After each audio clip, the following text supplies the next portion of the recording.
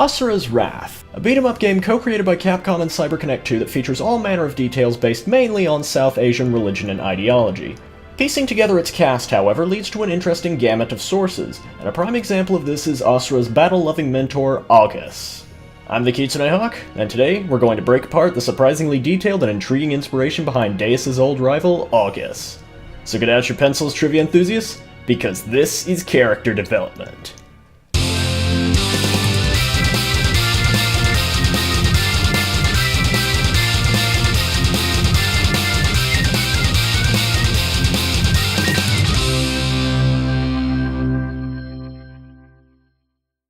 Even though Augus comes from a game with heavy inspiration from Buddhism and Hinduism, he's got a pretty varied set of sources, and a perfect way to start this is to simply look at his design and weapon of choice. While you'd probably raise an eyebrow at me suggesting that his design is fairly monkey-like, this makes much more sense when you consider his weapon of choice, an extendable nodachi named Wailing Dark. This points us in the direction of one of China's most famous classical epics, Journey to the West.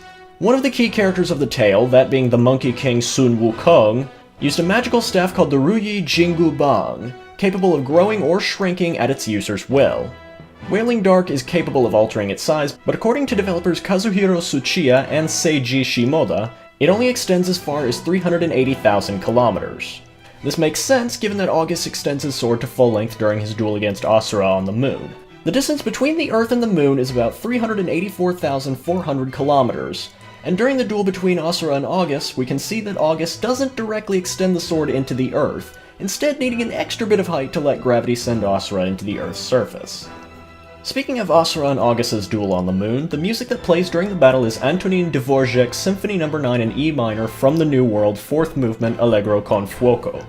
Initially, this may seem like an odd choice, except that Neil Armstrong was believed to have brought a recording of Dvorak's 9th Symphony with him on the Apollo 11 moon landing.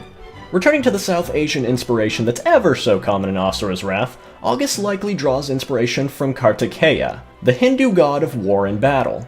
Kartikeya is often depicted as a multi-headed god, so that he may block attacks from any direction as well as show humans that winning the battle of life requires them to be alert to the 6 demonic vices, one of which, greed, is the mantra that Augus is aligned with. This all-seeing sense is also similar to Augus's incredible performance in combat despite being blind. His fairly red color scheme might also be inspired by Mangala, another Hindu god of war, as well as the representation of the planet Mars, a planet already named after the Roman god of war, also known as Ares in Greek mythology. Seeing as the 7 deities of Asura's Wrath are believed to be nods to the 7 gods of fortune in Japanese Buddhism, this theory would fittingly align Augus with Bishamonten, yet another god of war. Kartikeya, Mars, and Bishamonten are all highly respected gods, so it should come as no surprise that Augus's name is descended from August, which, as an adjective, means impressive and respected. It also refers to the 8th month of the Gregorian and Julian calendars, which gets its name from the first Roman emperor, Augustus, who led many successful campaigns as a competent war leader.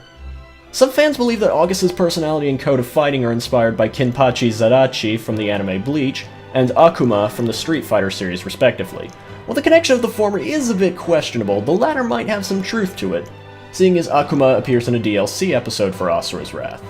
While Augus may seem like a simple character, just being the mentor of Asura with a similar appearance, the number and variance of the sources that make up his character are a fascinating bunch, but nothing short of scratching the surface of a complexly drafted game under the facade of a simple beat-em-up. Nevertheless, he's a favorite character among the fans, and it's not hard to see why. This has been Character Development. Thanks for your continued support of the show, and you can thank Drake Vagabond for suggesting Augus. Feel free to use the annotations to see some of his reviews or the previous episode of Character Development, or you can leave your suggestions, feedback, and criticism in the comments section. Or you can do both. I don't judge. No, really, I don't. So, do something!